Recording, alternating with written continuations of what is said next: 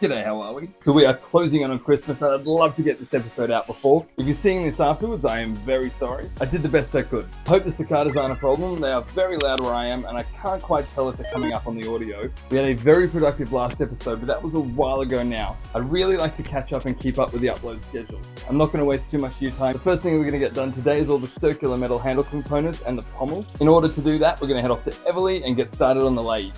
So it looks like I've released this on Christmas Day. I hope you're all having a wonderful holiday period, a great new year, but I can't imagine releasing on Christmas is going to help with my views, so please do chuck us a like, a comment, a share. Obviously I'd love a subscribe as well. That might be asking too much, I hope it's not. But in any case, right now we are doing our first piece of lathe work. It has been an absolute godsend to get access to this machine, because now I can create absolutely perfectly circular pieces that are way complicated than I ever could do by hand. Case in point, we are just finishing up the main pommel piece, which on my last piece was a crude and asymmetrical cylinder. With the lathe though, we were able to get the double step with a gentle taper towards the base, which is my dream pommel style. Everybody has a favourite pommel style, chuck yours in the comments below. This bit of brass and the next piece of steel you're going to see me working on are the two bottom washers. Both of these will scallop in and I'm hoping that this will lead to a nice aesthetic transition into the pommel.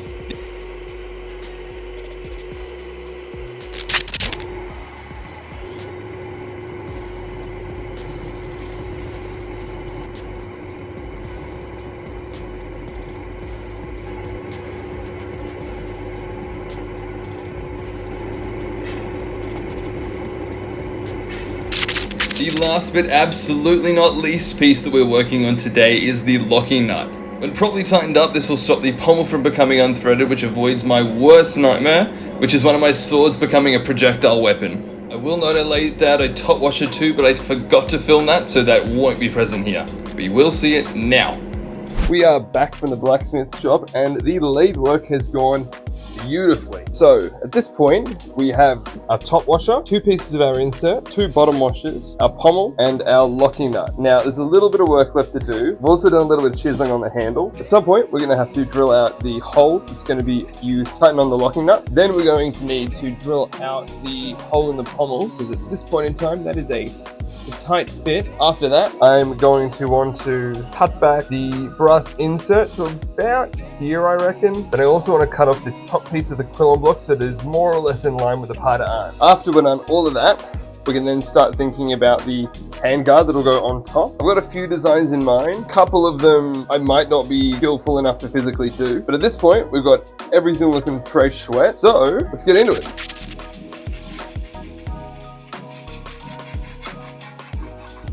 So I just thought of that sanding method that you just saw. Holy shit, that is a winner. We are full steam ahead right now. As you can see, we are getting very close. At this point, we've got almost all the components of the grip fitting. The only issue is that these two washers that are meant to go on the end here don't have any space just yet. At this point, I'm thinking the grip would be way too long if we added these in, because you'd be adding another, I don't know, 2 centimeters on top of what we've already got. I think this is probably the correct length. So what we're going to do is cut the wood back a little bit, refit it, and we should be hunky-dory.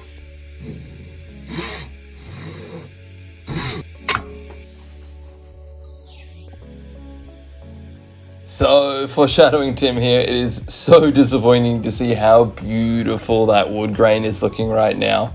Look, I'm pretty sure this is not the correct way to do this, but we're going to give it a go.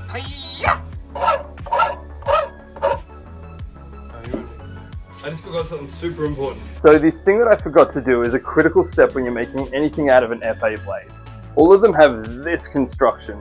Pretty consistently, the first 25 mil are always square. After that though, they turn into 6M threading. Now, if you've done a lot of this stuff before, you're probably already onto what the problem with that is. And while you may be thinking it, I know that a lot of people don't, because I've seen professionally made blades not take this into account. Now, to stop stretching out my video length, the problem is that only that first 25 mil is able to stay put when the tang is fully pieced together. Everything from about this point down is just on round stock and can freely spin. Fortunately, the answer is incredibly simple. Cut up some little bits of rod, figure out which parts are still going to spin even when it's tight, to create a chain of rod starting from where the square stock ends all the way to the last piece we don't want spinning. Now I will be honest, I actually have no idea what this stuff actually does. Holy shit. Oh, it's got the crap out of me. One down.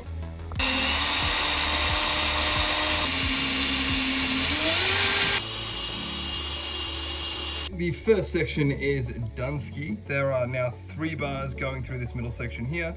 These run straight into what will be the grip. All I've got to do now is do it again on the bottom and through the rest of it. All right, we are so back.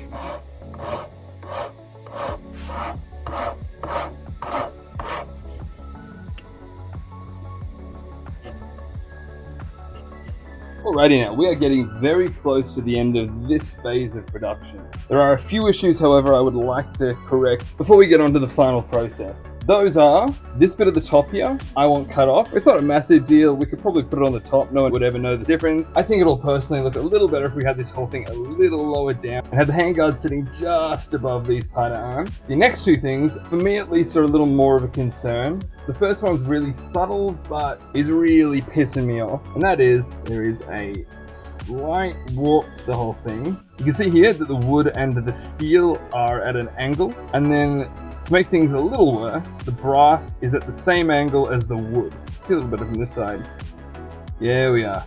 The result of those not being properly faced off is that the quillon block is now kicked off to the what is now down, I guess. We also have the same problem at the base here. This one I'm less concerned with, but like while we're fixing all this, we'll still give it a go. The pommel is now kicked off forwards. I don't really think, the little bit subtle one to the side, but the main one is that it's kicked off to the front. The plan is to get all those sorted before we start work on the handguard. So at some point we're going to fix those. I'm thinking that'll be our last sort of phase thing, because then we can do all the final sanding together.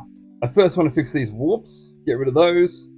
And we should be able to kick on to fixing the last problem, which is I absolutely screwed up here. So it turns out when you're inserting the pins, make sure they're not too long. If the pin was sticking out by what, like a bloody mil or something, we'd be super fine.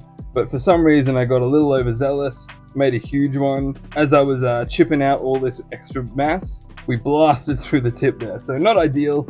Very fixable. I have a spare bit of wood that I can use. Hopefully all that shouldn't take too long and we can get back to making progress.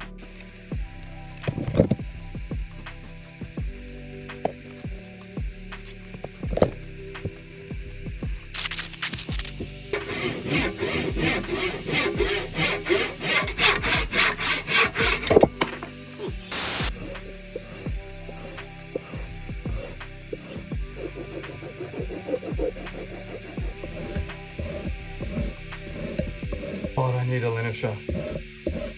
Just a quick one. So the long pins turned out to be more of a problem than I was expecting. As pointed out before, we got that breakthrough on the left side as I was chiseling out a lot of the extra mass. As I had just finished preparing the replacement for this, which included getting its pinhole drilled in. Once again, I didn't cut off enough of the original pin. This is considerably shorter than it was. Unfortunately, there was maybe an extra mil or 2 still there that I thought maybe I could just hammer into, press into place and have it just dig into the meat of it. I didn't take into account, however, that the point of weakness wasn't the base of this, it was actually the corner of this. And so that has come, if you can see it, that has come out now, which means that that's bunk. The long and the short of it is, I've completely had to redo the entirety of the wood sections. Okay. I was really hoping to get some progress done today.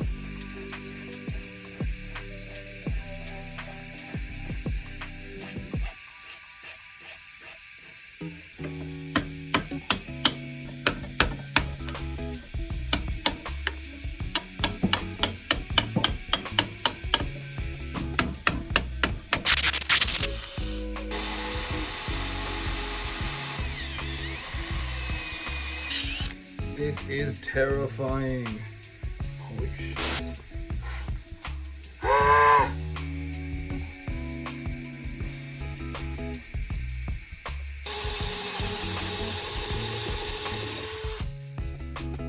Now I'm really gonna need you all not to judge me right now.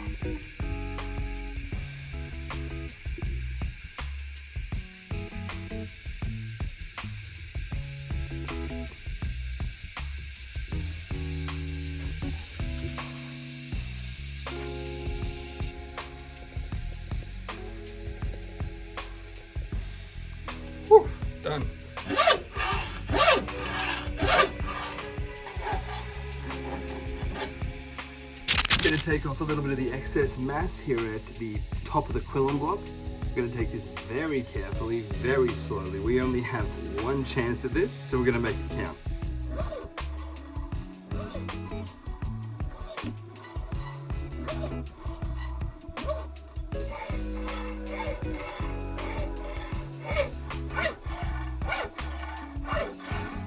Alright, we've popped that off. A little bit of cleanup to do, but that's a little better than I was expecting. So if you've made it this far through the video, I hope you don't mind me taking you a little bit behind the scenes. I had all the lathe footage filmed prior to releasing the last video. It has taken me a month to do everything else you saw in the video. I just had so many hiccups, so many slow days that led me to falling behind as far as I did. But the end result of all that hard work was this. While there's still a hell of a lot of work left to do, especially if I want to do that handguard that I keep teasing, I'm very proud of what I was able to do so far, even if it was a little slower than I would have liked. Now, I'm really hoping the next video is going to be the finisher. Today, while there's a very small sample size, this is the longest series that I've done. At this point, I'm very keen to be finished with this. Not that I'm not having fun. In fact, I'm very excited to get onto the next phase. That next phase is going to have three main goals, aside from a bunch of touch-ups and little tweaks.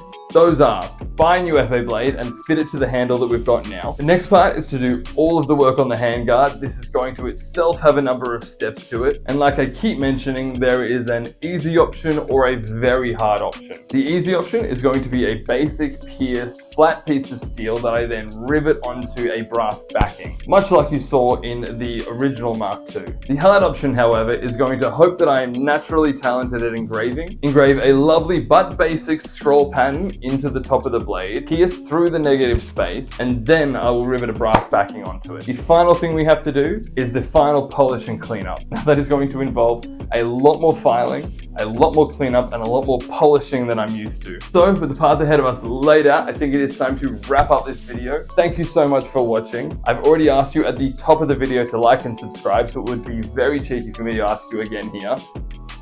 Thank you so much for getting to the end of this. I really appreciate you being here. If you've got any advice on ways I can do anything you've seen in this video better, please do send them through. And if you've got any suggestions for all the things I mentioned for the next video, I need all the help I can get. So I hope you have a wonderful Christmas and a holiday season, and I will probably see you next year.